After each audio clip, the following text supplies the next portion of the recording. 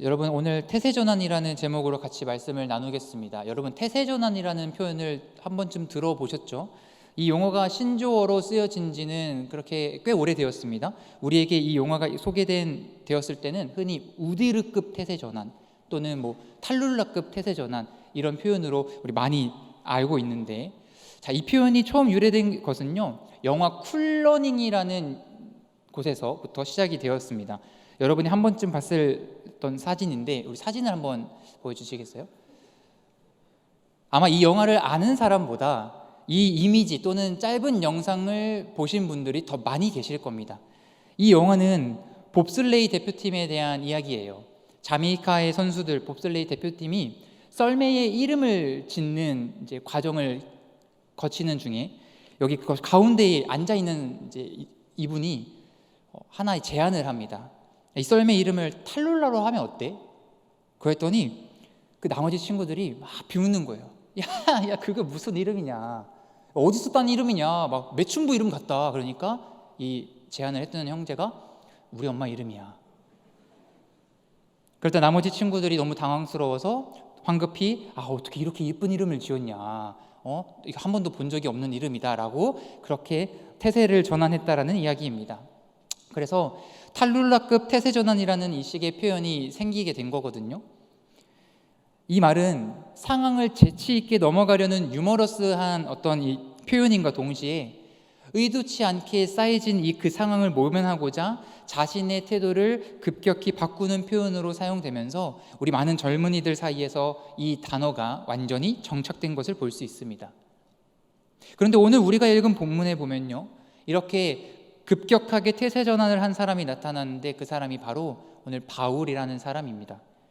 여러분, 바울에 대해서 잘 아십니까? 우리는 바울이 처음부터 예수님을 잘 믿은 사람이 아니다라는 것을 알고 있습니다. 그는 오히려 예수님을 믿는 사람들을 잡아서 옥에 가두고 그리고 핍박했던 사람이 바로 이 바울이었어요. 그런데 그가 다메섹 도상에서 예수님을 만나고 그리고 이후에는 선교 여행을 떠났다라는 정도로 우리가 그렇게 바울에 대해서 이해하고 있을 것입니다. 그런데 많은 사람들이 이 다메섹 사건 그리고 그 선교 여행 사이에 있었던 너무나 소중하고 아름다운 이야기를 놓치는 경우가 종종 있다는 거죠.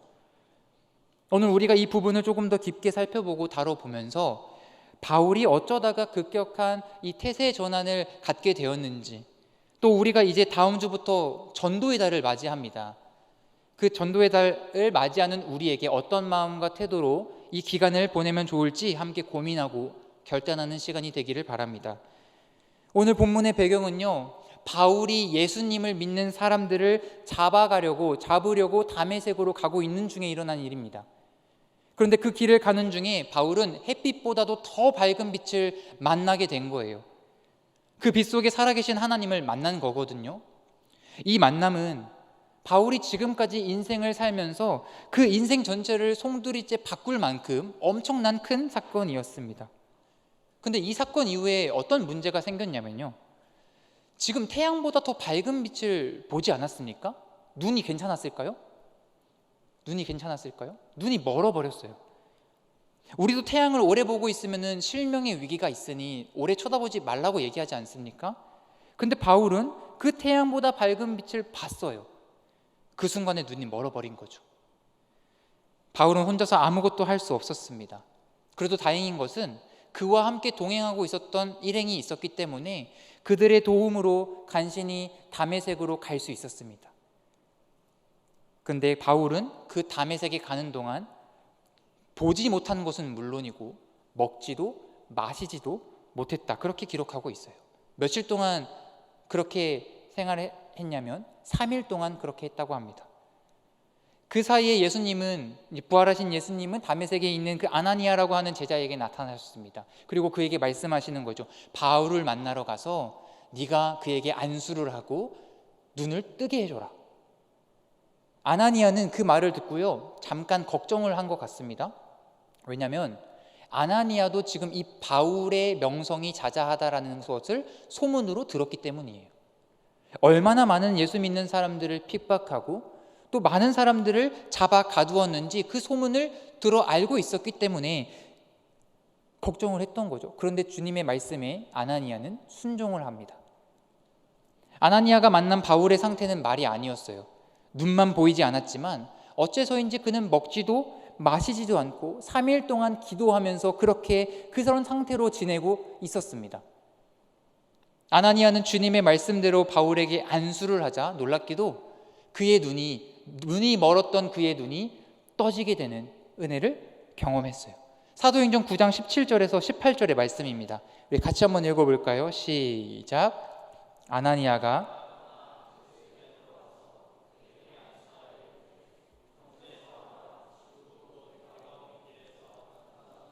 예수께서 나를 보내어 너로 다시 보게 하시고 성령으로 충만하게 하신다 하니 즉시 사울의 눈에서 비늘 같은 것이 벗어져 다시 보게 된지라. 일어나 세례를 받고. 아멘. 여러분, 맹인이 된 사람이 다시 보게 되는 것, 그거 자체만으로도 엄청난 기적이지 않습니까? 그런데 이 사건에는 조금 더 중요한 영적인 의미가 들어가 있는데, 성경에는 맹인의 이야기를 기록한 구절들이 많이 있습니다. 그리고 그 맹인들이 치유를 받는 사건도 기록하고 있어요. 이것들은 모두 하나같이 공통적인 영적인 의미를 가지고 있습니다. 그것은 맹인처럼 어두웠던 자가 참된 진리를 발견하게 됐다라는 의미가 있는 거예요. 이 본문에서도 마찬가지입니다. 바울의 눈에서 지금 비늘 같은 것이 벗겨졌다는 것은 그가 지금까지 온전히 보지 못했던 자였는데, 그는 자신의 의와 자신의 율법적인 행위를 믿고 살았던 바리새인적인 신앙을 하고 있었던 사람인데, 그것에서 벗어나 이제는 참된 예수 그리스도에 대한 믿음을 바로 알고 바로 가지게 되었다라는 거예요. 그래서 그는 영적인 맹인의 상태에서 벗어나 참된 진리가 무엇인지를 깨닫게 되었고, 그 참된 진리를 통해서 진정한 생명을 얻게 되는, 말 그대로 완전히 새로운 존재, 완전히 새로운 피조물로 지금 거듭나게 되었다라는 것입니다. 그래서 이렇게 완전히 거듭나게 된 그 바울이 지금 가장 먼저 한 일이 뭐라고 하죠? 세례였어요. 세례. 바울은 세례를 받았습니다. 주 안에서 하나 된 청년 여러분, 우리 중에 대부분은 세례를 받고 또 학습 입교를 받은 사람들이 앉아 있습니다. 우리 왜 세례를 받습니까? 우리 왜 입교를 받아야 됩니까? 우리가 스스로 자신의 신앙을 고백할 수 있는 그런 사람이 되었기 때문에 그렇습니다. 신앙 고백의 전제가 뭐예요? 내가 믿고 있는 그 신앙이 무엇인지 아는 거예요. 나를 위해 십자가를 지신 예수 그리스도를 믿는 거예요. 그리고 그 은혜와 그리고 그 희생으로 말미암아 나의 옛사람이 죽고 이제는 새 사람으로 거듭났다는 사실을 인정하는 것입니다. 이 당시 세례는 물에 잠기는 행위였습니다. 침례라고도 얘기를 하는데요. 성경에서 물은 깨끗함과 정결의 상징으로 사용되었습니다. 그렇게 물속에 머리 끝까지 잠겼다가 나오는 것은 죄사함을 상징하는 거예요. 머리부터 발끝까지 그 죄의 가득함에서 내가 깨끗함을 받았다라는 상징적인 행위가 침례고 세례입니다. 바울도 지금 예수님을 만나기 이전의 모습은 이제 떠나가고 예수 그리스도께서 주시는 새 생명으로 자신이 새롭게 태어났다라는 것을 세례를 통해 자신의 신앙을 고백하고 있는 것입니다. 지금 이렇게 눈이 멀었다가 다시 뜨게 된 것도, 그리고 이렇게 세례를 받게 된 것도 모두 바울에게 있어서는 일생일대의 가장 큰 혁명적인 사건이었던 거죠. 그런데 여러분, 이것은 어디까지나 바울 자신의 개인적인 내면의 변화이지 않습니까? 겉으로 볼 때, 다른 사람이 볼 때는요, 이 변화가 조금도 느껴지지 않는 것입니다. 저와 여러분이 지금 여기서 함께 예배하고 있습니다. 그런데 어떤 다른 사람들이 봤을 때 예수 믿지 않는 사람들을 같이 앉혀놓는다 그래가지고 그 사람들이 예수 믿는 사람과 예수 믿지 않는 사람들이 구분이 됩니까? 진짜 눈으로 봤을 때는 잘 티가 나지 않아요. 지금 바울도 마찬가지입니다. 겉으로는 다메섹 사건 이전이나 이후나 지금 세례를 받았을 때는 똑같아 보여요. 근데 변화가 언제부터 일어나냐면요, 이 다음부터 일어나기 시작을 합니다. 바울이 눈이 멀었을 때는 3일 동안 먹지도 마시지도 않았습니다. 그런데 본인이 이제 눈을 뜨기 시작하면서부터 다시 음식을 먹기 시작하고 그렇게 기력을 되찾아서 회복한 바울은 엄청난 모습으로 지금 활동을 하기 시작하는데 지금까지의 바울이 했던 말 그대로 태세 전환의 모습을 지금 보여주고 있습니다. 본문 20절입니다. 우리 같이 한번 읽어볼까요? 시작. 즉시로 각 회당에서 예수가 하나님의 아들이심을 전파하니. 여러분, 정말 짧은 구절이지만 여기 안에 우리를 너무나 당황스럽게 하는 세 가지의 큰 의미가 담겨져 있습니다. 첫 번째는요, 바울이 예수님을 하나님의 아들이라고 증언했다라는 것입니다. 여러분, 바울이 다메섹에 가고 있었던 이유가 무엇이었죠? 지금 이 말을 믿지 못해서이기 때문이 아닙니까? 예수가 하나님의 아들이라는 그 말이야말로 바울에게 있어서는 가장 부정하고 싶은 말이었어요. 그래서 그 말을 믿는 사람들을 싹 다 잡아들이려고 온 거였습니다. 그런데 지금 바울이 하나님의 아들이라고 얘기하고 있는 거죠. 지금까지 바울이 했던 증언과는 정반대로 살아왔고 정반대의 행동을 해왔었는데 지금은 그가 완전히 다른 모습으로 이야기하고 있는 거예요. 자기가 거부했던 말을 자기의 말로 다시 하고 있는 것입니다. 100번 양보해서 그가 그렇게 믿을 수 있게 되었다고 생각해 봅시다. 그러면 그냥 마음으로 믿으면 되는 거 아닌가요?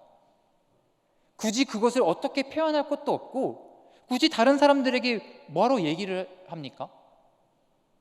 그냥 예수님이 하나님의 아들이심을 나는 알고 나만 잘 믿으면 되는 거 아니에요? 우리 지금 그렇게 신앙생활 하고 있잖아요. 그거 믿게 되었다고 동네방네 소문내고 다닐 필요가 없지 않습니까? 근데 바울은 그렇게 살지 않았던 거예요. 자신이 새롭게 된 그 믿음을 그냥 내버려둘 수 없었던 나머지 그는 그것을 행동으로 옮기기 시작했습니다. 많은 사람들에게 예수님이 하나님의 아들이라는 사실을 전하고 싶었어요. 자기가 깨닫게 진리를 서슴없이 전하고 다녔던 겁니다. 두 번째는요, 지금 바울이 이 말을 하고 있었던 장소가 어디냐 봐야 됩니다. 여러분, 이 장소가 어디입니까? 회당입니다. 회당은 유대인들에게 있어서 아주 특별한 모임 장소였습니다. 이곳에서 유대인들이 무엇을 했냐면요, 율법을 낭독하고 그리고 랍비로부터 낭독된 그 말씀을 들었습니다. 원래는 예루살렘에 모여서 예배를 드려야 되는데 사실 이 물리적인 거리가 있다 보니까 그곳까지 가서 예배를 드리기엔 너무 먼 거예요.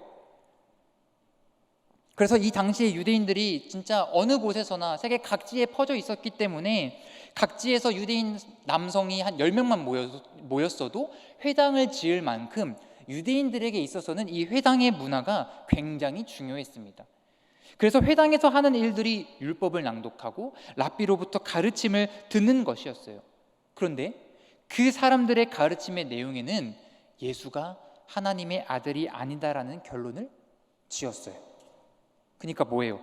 예수님의 반대자들이 모인 사람들이 회당에 모이고 있었던 것입니다. 아이러니하죠? 그런데 바울이 지금 바로 이 회당에 가서 예수가 하나님의 아들이라는 사실을 말하고 있는 거예요. 이게 뭐 하자는 거죠? 싸우자는 거죠. 시비 거는 거예요. 한 군데만 간 것이 아닙니다. 여러 군데로 돌아다니면서 유대인들이 듣기 싫어하는 말들을 그렇게 과감하게 전했던 거예요. 여러분, 예수님을 만난 여러분의 모습에 바울의 이 모습을 닮아갈 자신이 있으십니까? 예수님이 하나님의 아들이라는 사실을 믿고 그 사실을 내 상황과 내 환경에 구애받지 않고 담대하게 전할 수 있으십니까? 우리는 이런 질문에 그냥 다음에 시간이 되면 어느 때인가 할 때가 되지 않을까요? 저에게 시간을 조금만 주세요라고 얘기하시는 분들이 있을 수 있겠습니다. 그런데 여기서 마지막 바울의 모습이 우리에게 큰 도전을 주고 있어요. 세 번째입니다. 그가 이 놀라운 일들을 하기 시작한 때가 언제라고요? 즉시였습니다. 즉시. 예수 그리스도를 영접하고 세례를 받은 즉시 1도 고민하지 않았던 거예요. 곧바로 우리처럼 일주일만 기다려주시면 안 돼요? 라고 하지 않았습니다. 바울은 다메섹에서 만난 놀라운 사건을 경험한 이후에 즉시로 자기가 믿고 있는 그 신앙을 가지고 예수님을 반대하는 자들의 무리에 들어가서 과감없이 전하고 다녔던 거예요. 실제로 다메섹 사건 이후로 바울은 그 즉시 예수님을 증거하는 삶을 살기 시작한 겁니다. 그는 이때부터 그가 순교할 때까지 단 한 번도 이 행동을 쉬지 않았습니다. 이때부터 그의 행동은 일관되게 즉시 어느 곳에 가든지 예수 그리스도가 하나님의 아들이라는 사실을 거부했던 그 회당에서부터 이 복음을 전파하기 시작했습니다. 바울의 행동이 얼마나 그 당시 사람들에게 놀랍고 당혹스러웠는지 당시 그곳에 있던 많은 사람들은요 충격을 받았습니다. 우리 본문 21절에서 22절까지의 말씀 같이 읽어봅시다. 시작. 듣는 사람이 다 놀라 말하되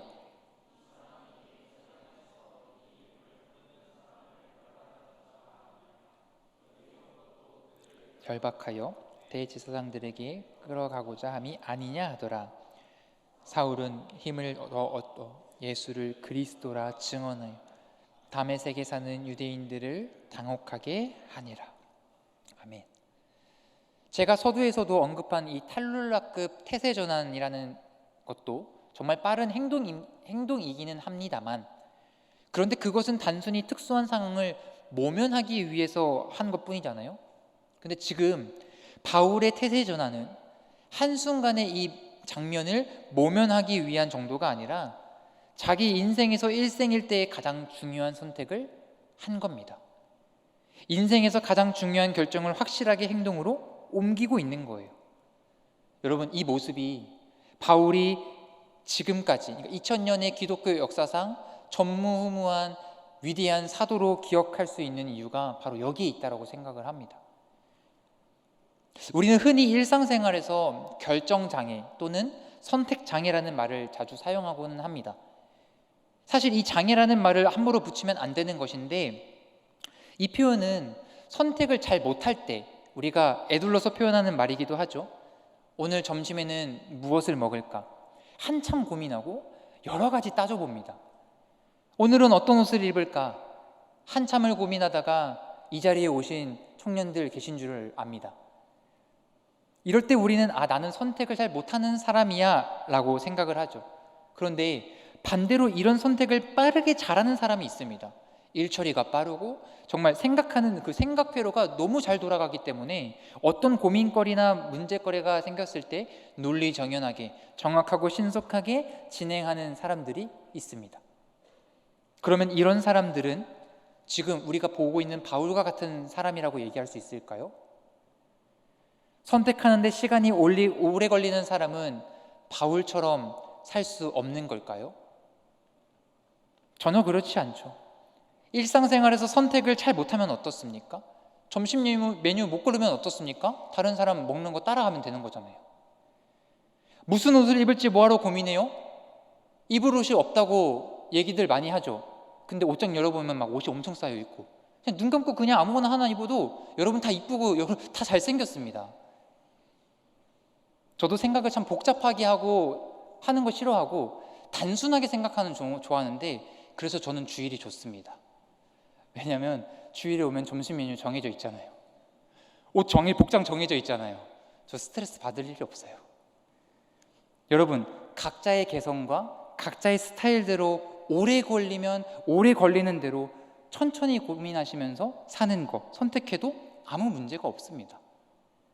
우리의 일상생활에서의 빠르고 늦는 것은 전혀 문제가 되지 않는다라는 거예요. 그런데 정말 중요한 선택은 어디에 있냐면요, 바로 우리의 신앙에 있다는 거예요. 신앙생활을 한마디로 말하면요, 결단이라고 말할 수 있습니다. 결단. 신앙생활에 있어서 가장 중요한 것은 내가 어떤 선택을 하느냐, 그리고 내가 그 선택을 언제 하느냐. 진짜 신앙생활에서는요, 다른 것 없고요, 어떤 선택을 언제 하느냐, 이 한마디로 정리할 수 있을 것 같습니다. 이것을 못하니까 내 삶의 변화를 기대할 수 없는 것이고요, 이것을 선택하니까 내 삶에 일하시는 하나님을 바라볼 수 있게 되는 것이고요, 이것을 못하니까 나는 안 된다, 나는 내 인생은 왜 하나님께서 이렇게 만들어 주셨고 내 불평과 불만만 쌓아놓게 되는 것입니다. 근데 이것을 선택하니까, 이것을 하니까 그 어려운 상황 속에서도, 내가 불평과 불만 속에서도 신실하게 동행하시는 하나님을 의지하며 나아갈 수 있는 거예요. 예수님께서 십자가에 달리셨을 때 예수님만 십자가에 달리신 것이 아니었습니다. 양 옆에 강도들이 있었죠. 근데 한 강도는요, 정말 악에 그 박쳐가지고 예수님께 저주를 퍼부었습니다. 근데 다른 한 사람은요, 자기의 생명이 이제 언제 끝날지 모르는 그 긴박한 순간에 예수님을 선택하는 결단을 보였습니다. 지금까지 살았던 자신의 인생과 정반대되는 그 선택을 즉시 한 거죠. 그랬더니 어떤 결과가 일어납니까? 누가복음 23장 42절에서 43절 말씀 같이 읽읍시다. 시작. 이르되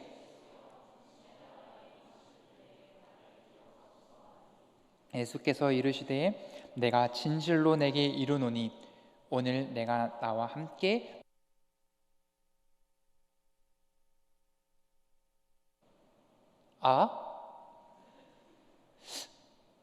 제 목소리가 들렸었나요? 네. 여러분, 천국의 주인이 되시는 그분께서 지금 보장해 주고 계시는 거예요. 뭐라고요? 오늘 네가 나와 함께 낙원에 있으리라. 이 짧은 시간에, 그리고 그 긴박한 상황에서 신앙적 결단은 그의 영원한 삶의 운명을 바꿀 수 있는, 완전히 뒤바꿔 놓게 되었다라는 것입니다.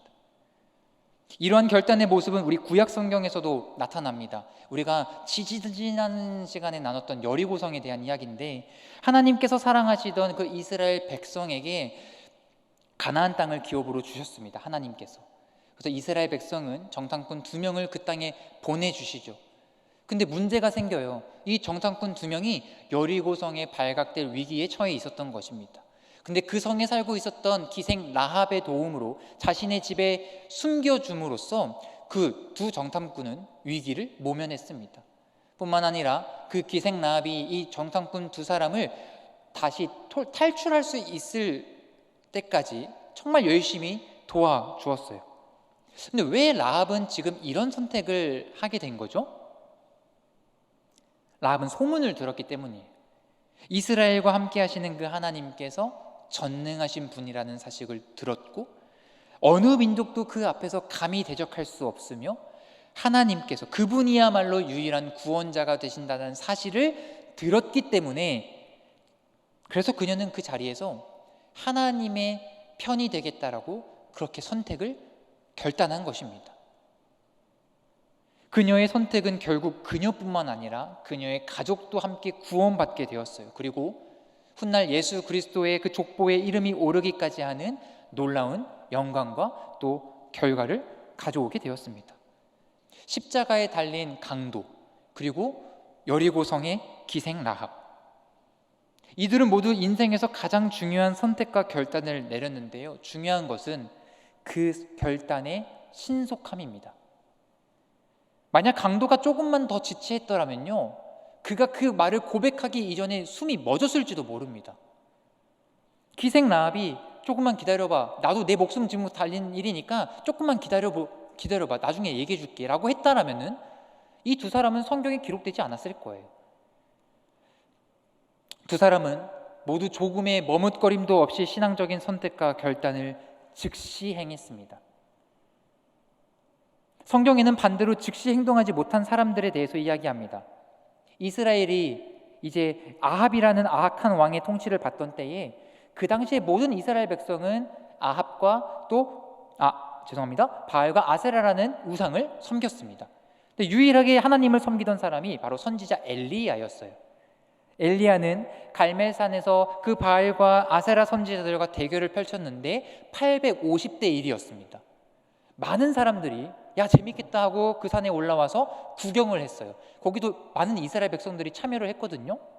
그때 여전히 하나님과 바알 사이에서 갈팡질팡하고 있었던 이스라엘 백성들을 향해 엘리야가 이렇게 말씀합니다. 열왕기상 18장 21절 말씀 같이 읽습니다. 시작. 엘리야가 모든 백성에게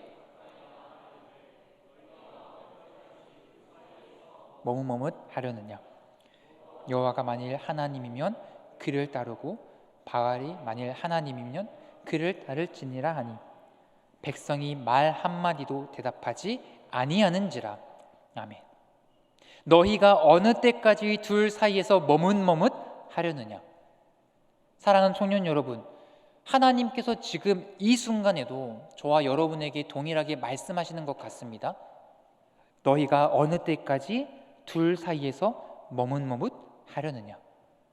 바울은 주님의 음성을 들었어요. 그리고 들은 그 즉시 결단했고 결단한 마음대로 행동에 옮겼습니다. 강도도 그랬고 라합도 그랬습니다.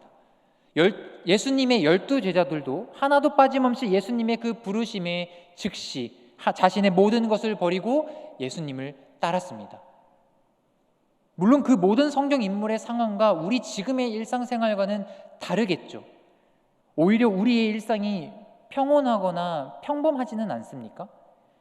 별로 특별한 일 없이 그렇게 규칙적인 시간을 보낼 때가 많지 않습니까? 그러다 보면 어떤 일들이 발생하는지 아세요? 평범한 일상을 다람쥐 쳇바퀴 돌아가듯 살아가는 우리의 그 인생의 영적 상태는 마치 온탕 속 개구리처럼 되고 마는 것입니다. 온탕 속 개구리 실험 여러분 아세요? 뜨거운 물에 개구리를 갑자기 집어넣으면요, 뜨겁다고 펄쩍 튀어나온대요. 그런데 개구리가 좋아할 만한 그 물 온도 속에 놔두었다가 서서히 물을 가열하면 그 개구리는 물이 뜨거워지는 것을 감지하지 못하고 그냥 그 물 속에 있는 채로 죽는다는 실험입니다. 우리가 어떤 상태에 빠져 있든지 간에 하나님께서는 지금도 저와 여러분에게 끊임없이 말씀하시는 거예요. 말씀과 기도 속에서 하나님의 음성을 또 그리고 들을 수 있고 볼 수 있게 하시는 것이고, 우리가 하나님의 일을 감당할 때나 주변의 상황, 어떤 사람을 통해서 아주 다양한 방법으로 하나님은 우리에게 말씀해 주고 계십니다. 무엇을요? 정신 차리라고, 깨어나라고 말씀하시는 거예요. 누군가에게는 예수를 믿는 결단을 요구할 수 있습니다. 또 누군가에게는 끊지 못하는 죄악을 끊어버리라고 말씀할 수 있습니다. 또 어떤 사람에게는요, 신앙의 헌신을 요구할 때도 있습니다. 사람마다 다 다르겠죠. 하나님께서 여러분에게 어떤 말씀을 하고 계십니까? 여러분은 이 미적지근한 그 온도를 즐기고 계시지는 않습니까? 주님도 좋고 세상도 좋아서 내가 누리고 즐길 수 있는 것들을 포기하고 싶지 않은 거잖아요. 세상과 주님 사이에 양쪽 발을 담그고 있으면요, 편해요. 이것도 누리고 저것도 누리고, 위로받고 싶으면 교회 나오고, 세상의 것 즐기고 싶으면 그냥 그쪽으로 따라가면 되고. 이게 다 좋으니까 결단을 하지 못하는 겁니다. 이게 다 좋으니까 예수 믿는 모습이 부끄러운 거예요. 그 모습을 드러내기가 너무나 부끄러운 거예요. 말씀을 마무리하겠습니다. 사랑하는 청년 여러분, 주님은 지금도 우리에게 말씀하고 계십니다. 너희가 어느 때까지 둘 사이에서 머뭇머뭇 하려느냐. 여호와가 만일 하나님이면 그를 따르고 바알이 만일 하나님이면 그를 따를지니라. 여러분 마음에 예수 그리스도를 주인으로 모셨습니까? 그렇다면 더 이상 이전과는 같을 수 없습니다. 바울은 자신의 삶을 통해서 그것을 분명히 드러냈습니다. 눈이 떠지고 세례를 받은 이후 그는 더 이상 이전의 모습으로 살지 않았을 뿐 아니라 예수님의 증인이라는 자신의 새로운 정체성을 온전히 받아들이고 그렇게 평생을 살았습니다. 그리고 하나님께서 그를 귀하게 사용하셨습니다. 혹시 주님께서 여러분에게 말씀하시는 바가 있으십니까? 그렇다면 주저하지 마시고 즉시 순종할 수 있기를 축복합니다. 그 순종이 여러분의 인생을 완전히 새롭게 할 거예요.